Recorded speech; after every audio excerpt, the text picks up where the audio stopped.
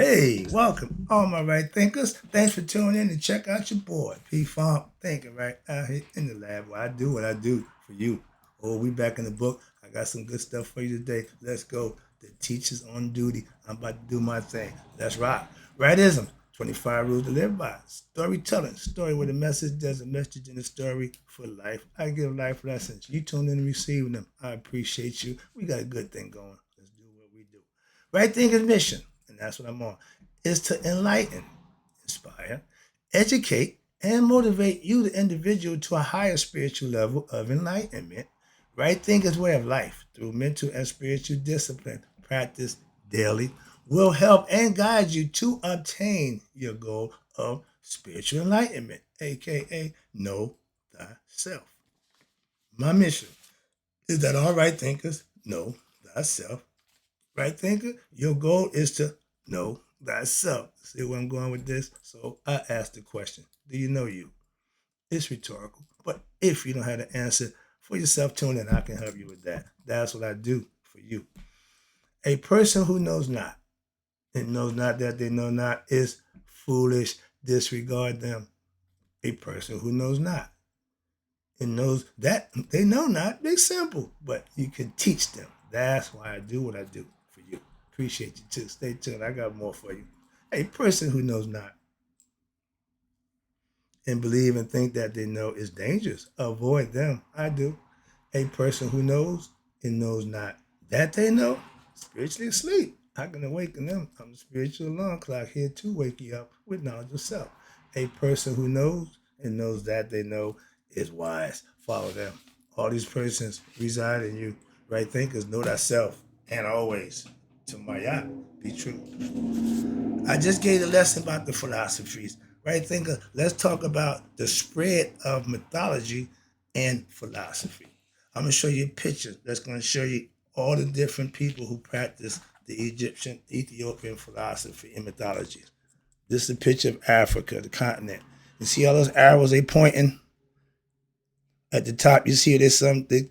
I'm gonna read this. I'm gonna break this down for you, but this is where we're going today. And you see all those arrows pointing to every philosophy that's practiced came out of Egypt. Okay, that's the start. So let me break that down for you. All right, you got first of all in the picture. There's that they call the spirit, universal spirit. Everybody had a oneness. Okay, the spirit, I'm gonna end up with the oneness, but we're gonna talk about the spread of mythology and philosophy.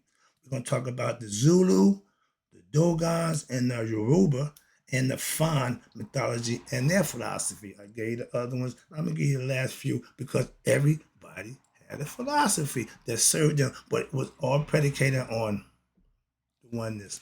Okay, I'm gonna break that down for you. Hopefully, you get a better understand. Let me go through this one right quick. The universal spirit, which is God.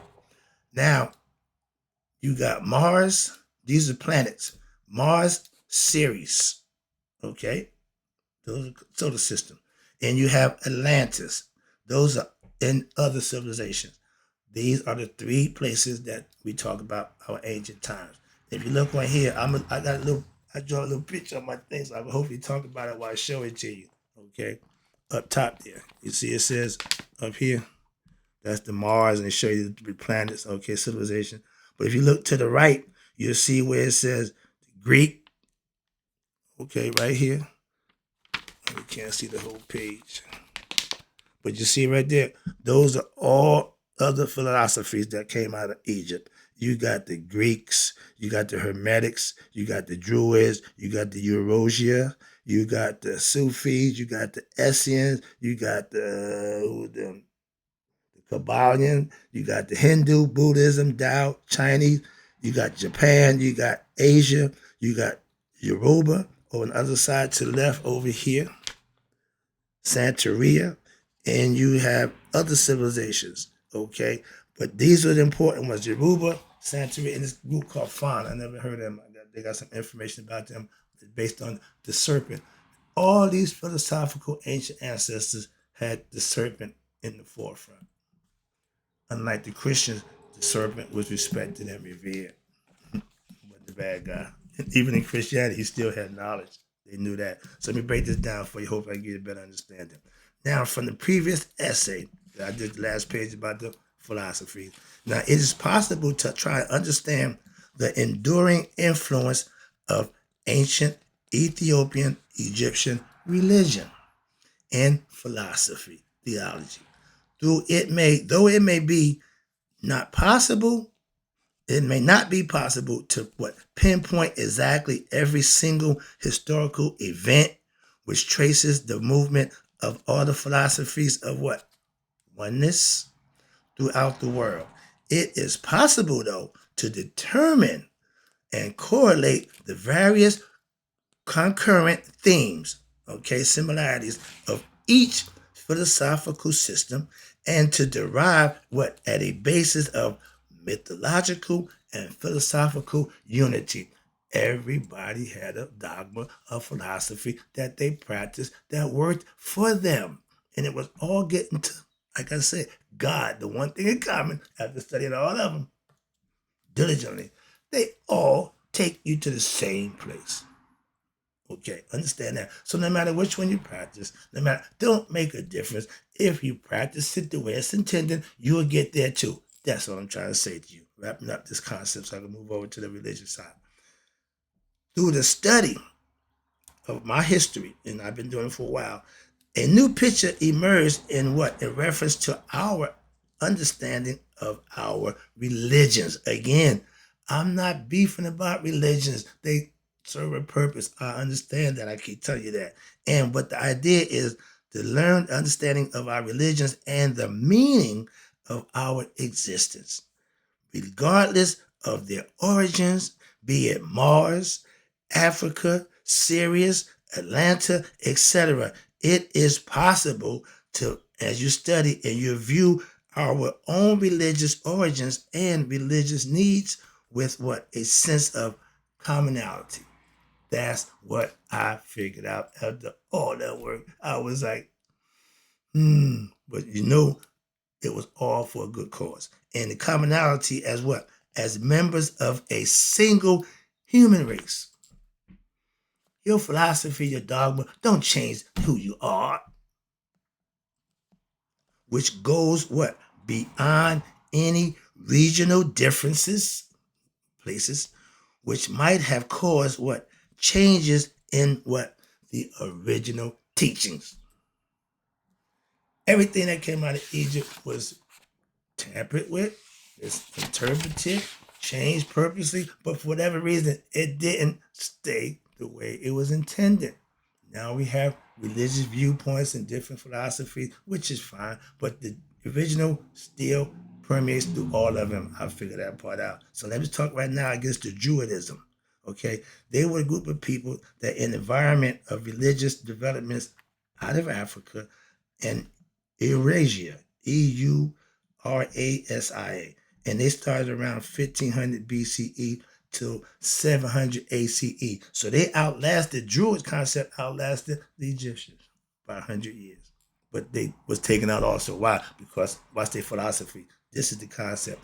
The last symbol I showed you was the upside down pyramid. Okay. Masons know what that is. Okay. We wear apron. Okay. You got a four-fold and a three-fold. Okay. The three-fold, you folds up and come down. You got the square in the pyramid. Okay. Upside down pyramid known in Egypt as the triangle of Horus. And in India as the yoni, the yantra, which represents the pubic area, aka the female, the womb of God. Every human being comes through the womb of female. That's the portal into life. We've been knowing that since forever. And they come, creation, female is the female creation principle, etc. Let's talk about it right quick. It is evident that the period designated by the Egyptologists as dynastic, it represents only the last portion of the 5,500 year philosophical perspective that the Egyptians used in their history. And it shows an overall decline. Egypt was the last of the great. Ethiopia was the better. They learned from them. You had Nubians, you had Assyrians, you had a whole bunch of other group of cultures that was around at the same time. But during that time, They was number one. And watch this. But now it started to what? Decline in every level of society. Well, how did they lose it? I'm about to break it down for you. It must be noted that the period between the years of 1500 BCE and 700 ACE were marked by, you ready? Steep decline. Now of who? Egyptian society. Watch this. Which had existed for thousands of years in harmony amongst themselves before they started getting invaded. Before the rise and the fall of the Aryans, the Greeks, the Roman, and the Persians, the Asiatics, the Europeans, and the Arabs. All of these people invaded Egypt. All these started empires try to be better than Egypt by using Egypt as a springboard. The Egyptian sages once realized this, and the growing threat coming from where? The Asiatic invasions, along with the decline of the moral structure of society due to what? The unceasing military and social struggles. They was in constant war. They couldn't worship. They couldn't do what they want to do. Why? They constantly being battled, so they had to change how they live. And what happened? Against Asiatic invaders constantly. It was during this time that the sages and the other members of Egyptian society did what? They began to leave. They had an exodus. Yeah, Egyptians had an exodus out of Egypt, not the Hebrews. Why? Because what was going on? What's this? And they left in large numbers. Sound familiar? But coincidentally, what happened? This period saw, watch this, because they was leaving Egypt out and going out other places, they saw the greatest growth of what? Intellectual expansions. Meaning they took their knowledge and started teaching other people, and that's what people's growing of ancient mystical philosophy. Where? Outside of Egypt. And groups sprang up like, you ready? For example, we got Buddhism, Hinduism, Taoism, okay?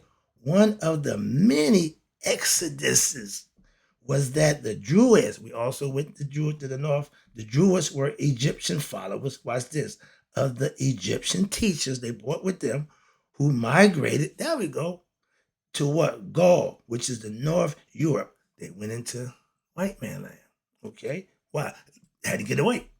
And they hit the British Isles, again, white people. They instructed who? The Gauls and the Celts. Remember, they had the Celts said they got rid of the Pied Piper, got rid of the snakes.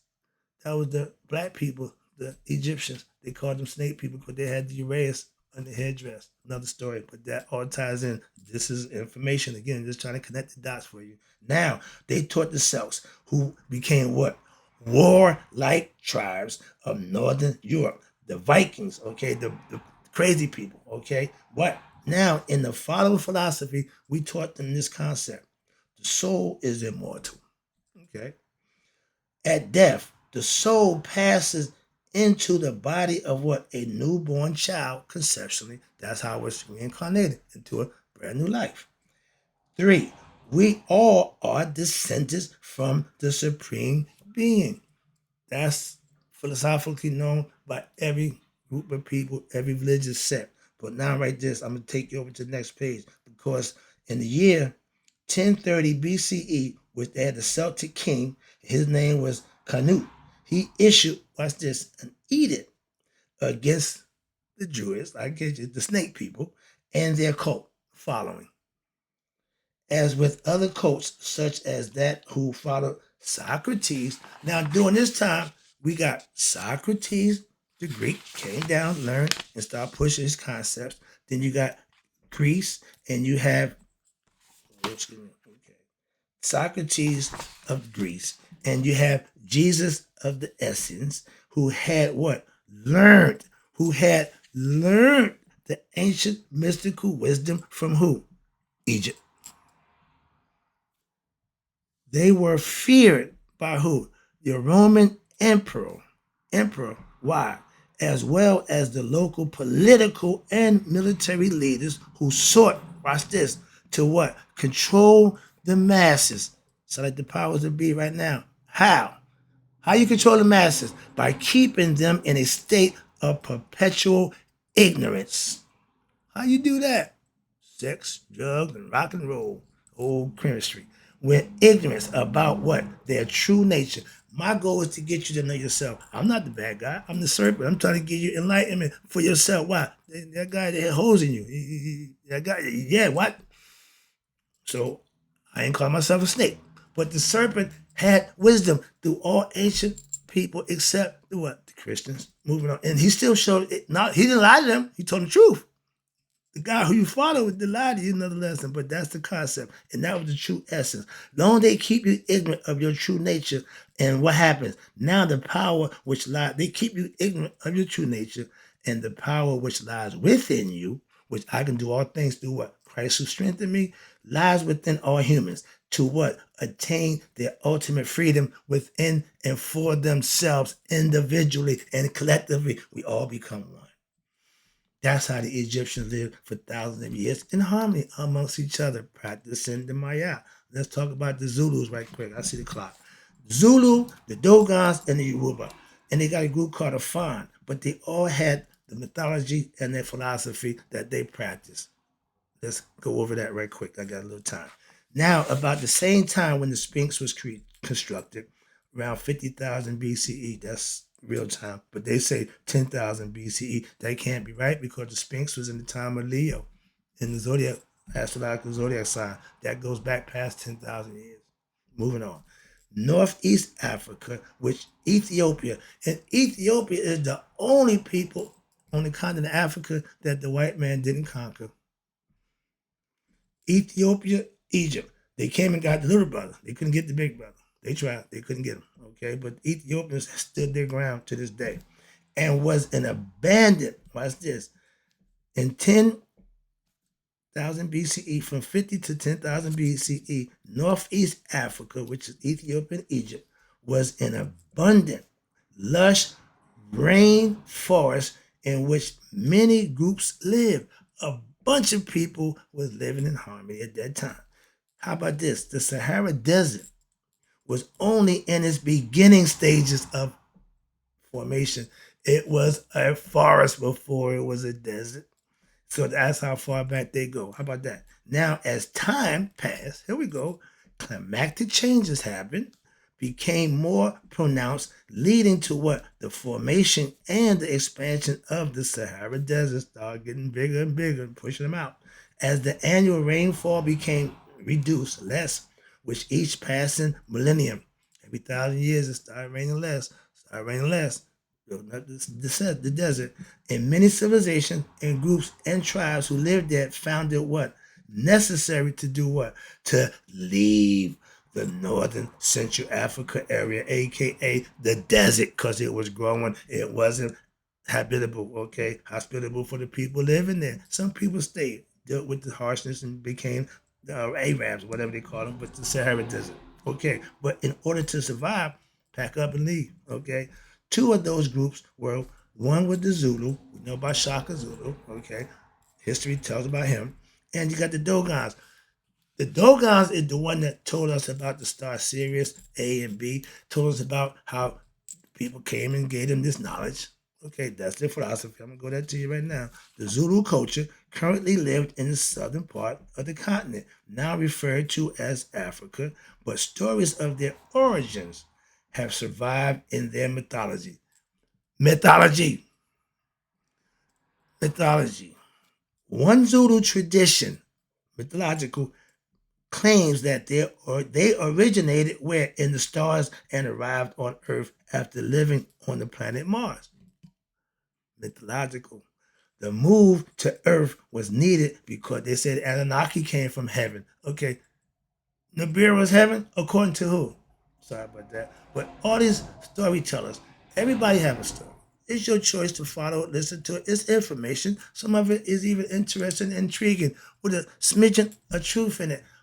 He being a cocaine dealer, when I get it, it's pure. By the time you get it to the hands, it's going to change. It's going to be sliced, diced, and made so that it's getting commercial now. It's mediocre. Okay, knowledge is the same way. When it passed through certain head, they're going to take it and slice it up. Again, don't go for the okie doke. Go for the good stuff. Go to the top. there was a war on Mars. Again, when people can't get along, what they do, they fight. Okay? Intelligent people don't fight. Religious people, spiritual people don't fight. Egyptians, we didn't have an army. We had to start defending ourselves. Why could people come taking advantage of us? We weren't prepared for that aspect of life. Moving on. And they had to leave the planet because what? It became uninhabitable. If we tear Earth up, where we going? Where we going? Stop with this mythological, making it literal. Why we ain't got but one Earth? Sorry about that. Get back to the lesson. All right. Now, recent evidence has been found by what the American Viking spaceship program that what corroborates this claim, and the evidence indicates possible kinship ties between the Zulu and the Ethiopian Egyptians. Okay. Now, in the late 1970s, the Viking spaceship, which was sent to photograph Mars, revealed a complex of pyramids and a giant sphinx face which stares out into space. That moving on. All information ain't good information. Moving on. Let's go. The Dogon culture, who now reside in Western Africa, adhere to a cosmogony and mythology which closely follows the Egyptian mystery system. Really? Yeah. Sorry. As with the ancient Egyptians, the Dogons revere the star Sirius as the origin of humanity and the role of Horus, the savior, is given to the god named Nomo. Should be no more than nonsense, but the god named Nomo, a detailed description of what the cosmogony and the mythology will be found in the book. They got a guy called the book called The Pale Fox, written by Marcel Garou and Germain Dieterlian, who studied with the Dogon masters. Watch this, for 15 years. I got a problem with that right there. In order for you to be a master of the Egyptian mystery system, we need 20 years. So if you come and live with us in our environment for 15 years, that's like going to Masonic order and getting 1 degree and claiming you're a master mason. No, you're not. You don't have enough information. You have enough time put in to gain the knowledge that you should have to claim that. So he took 15 years like he knew. And like the Zulu, watch this, the Dogon also acknowledged their ancient origins from what? Northeast Africa. Egypt. The Yoruba people also reside in Western Africa. The Yoruba religion has many similarities. Watch this. Again, similarities with the cosmogony, the god, and the divination system out of Egypt. Again, for example, one Yoruba creation story is almost identical to the Egyptian one, which is described in the Shabaka stone in Memphis. See page 47. I ain't doing that. But later referred to the Memphite theology. I know that. Okay. It describes what? That the beginning as being a watery marsh place. Abyss. Watery. It's 75% water. Did you know that? The supreme being, God, he created the great God whom he what? Directed to create the world. Tahuti. Moving on. As in the judgment of the Egyptian book of coming forth by day, we tell you about the judgment.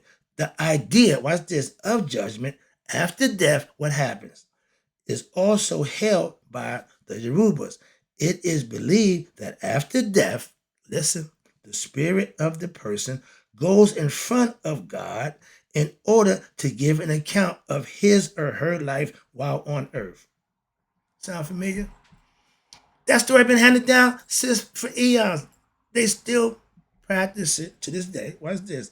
As in Egypt, the Yorubas believe that some will go to live with relatives in a good place, aka heaven. Okay, we call it Urantia again. But while others, they already knew this. Others will what? Will end up in what? A bad place, aka hell. It ain't but two places, one or the other. And this is said all of the things we do when on earth, what happens? We will give an account for where? In heaven. If we pass the test on earth, you don't get to heaven if you fail the test on earth. You get reincarnated. But the concept is we will state what? Our case where? At the foot of God. That's the heart of Maya from the ancient Egyptian concept. So they're showing you how they pretty much identically copied the concept. And here we go right here. I got the fawn in here. Nope. I got a few more minutes. I got to do the fawn. Now, this is a good one. I the fawn. Now, the Fawn Nation, this is another group of people nobody probably heard of. They in West Africa. Now, they view the snake as the creator of and the sustainer of creation. We know snake called Apophis. That's Ra's enemy, but they called them the creator. And now through its 3,500 coils above the earth and 3,500 coils below the earth, we call it the torus field. Big difference. But as above, so below, which is below the earth. And the snake, what? Represents energy in perpetual motion. Okay? Energy without which creation would what? Immediately disintegrate. This description is reminiscent, sounds familiar, of the Kundalini in India. We call the serpent power in Egypt, with her coiled up in the spine 3.5 times, waiting the sacrum to rise and go up to enlighten the temple, to meet God, to enlighten you. Moving on, it's all symbolic. It's all perfectly understood if you follow along. But watch this. This description is reminiscent of the Kundalini in India, with her coiled up, it's a female, cosmic energy, serpent power, female, which sustains all life energy. Another fawn story tells that what? You ready for this one? The serpent that carried God everywhere in its mouth. In the making of creation. This is reminiscent again of the Egyptian story of who? The serpent in the sky. You see page 66, I ain't going there either. But it also, watch this, the main character of the fawn mythology. You ever heard this name, Legba? If the movie called Crossroads, they did their concept of it, and they did Legba with the devil. He represented hell. And I'm laughing because I know the story, love it. One of my favorites, matter of fact. But they mythology about Legba, and what Legba seeks to what? Reconcile the rift between who? Heaven and earth. Shu pushed heaven up, kept earth down, and none between them but air. But Legba, he wanted to reconcile heaven and earth, which occurred in the primeval time.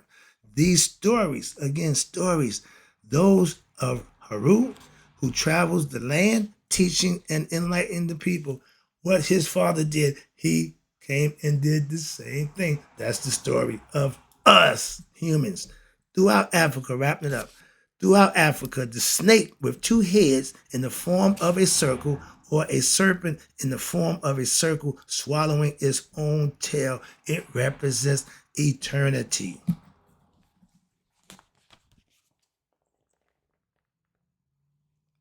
See that? See the snake? That's called the Ouroboros, okay? Eat and regenerate. Eat and regenerate. That's going over and over again. Above, let me see right here. We're wrapping it up. Life, energy, where we at? Kundalini, okay. Now, it represents eternal life. Continuity, constant, what? Rejuvenating, etc. It should be noted that one of the goals of Kundalini Yoga is to what? To develop your life force energy, chi, prana, whatever you want to call it, okay, of the serpent, and to tie up the serpent energy where? Into a circuit wherein energy does not escape. That's called semen retention, fellas, and thereby what? Accumulating it and resulting in what? Rejuvenation of the body and a raised consciousness. That's the goal for all human beings. Raise your conscious level from the low level to the high level. Recognize who you are and be your best self, and go home with having the knowledge of self by knowing thyself. That's the lesson. I'm going to hit you up with the conclusion and the one is the next lesson. But in closing, right thinkers, may you all live to be 100 and be 100 minus a day. So I never know the right thinkers. like you passed away. Oh, we rolling right now. I'll be back.